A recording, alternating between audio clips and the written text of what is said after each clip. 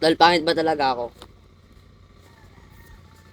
Tol, kahit pangit ka, kung maganda naman ang kalooban mo, pangit ka pa rin. Eh, pre, ano pakiramdam ng makatira sa malaking bahay? Minsan masaya, minsan nakakabanas. Bakit naman nakakabaras? Kasi kapag bigayan ng ayuda, nilalagpas-lagpasan ka. Pero kapag nagsusulisit, inuuna ka. Yun lang.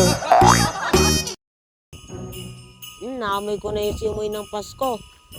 Yung simoy kaya ng pera, kailan? Ano ba yan? Ang baho!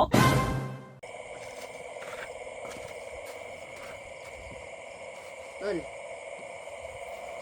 Kalungkot mo. Miss ko na yung smile mo. Tinanong ko kasi mama kung ambun ba ako. Boy, alam mo yung sagot? Oh. Kung mag-aampon man ako, ba't bang kitang pipiliin? Boy, binalik ako ng bebe ko. Bakit? Kasi isip bata daw ako. Sobrang sakit boy, di ko tanggap. Anong ginawa mo? Alam mo boy, pupunta ako sa bahay nila. Tsaka ako pinindot-pindot yung doorbell. Tapos, tsaka ako tumakbo.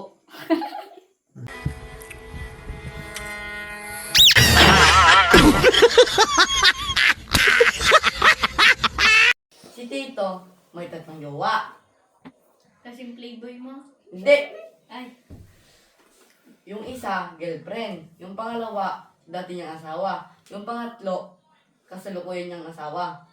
Isang araw, sunod-sunod silang dadating. Nagpunta siya ngayon sa doktor. Sabi niya, Dok, kailangan ka ng double dose na Viagra. Double dose? Ay nakaw, hindi yan pwede. Delikado yun. Pwede yan, Dok. Sige na. Bakit ba kasi? Yung tatlong jowa ko kasi, magkakasunod na dating bukas. Yung girlfriend ko, dadating ng alas 10. Yung dati kong asawa, dadating ng alauna. Yung kasalukuyan kong asawa, dadating ng alas 3. Kaya sige na Dok, bigyan mo na ako ng double dose bukas. O sige, bibigyan kita ng double dose. Pero babalik ka dito ng alas 4 bukas para ma-check up kita. Kinabukasan, alas 9, pumunta na siya. Binigay na sa kanya yung double dose na Viagra. O yan na, huwag mong kakalimutan na bumalik dito ng alas 4 at i-check up kita. Pagsapit ng alas 4, tumating na siya. Ganito siya ng ganito. Sabi ng doktor, oh, anong nangyari sa'yo? Dok, ni isang walang dumating.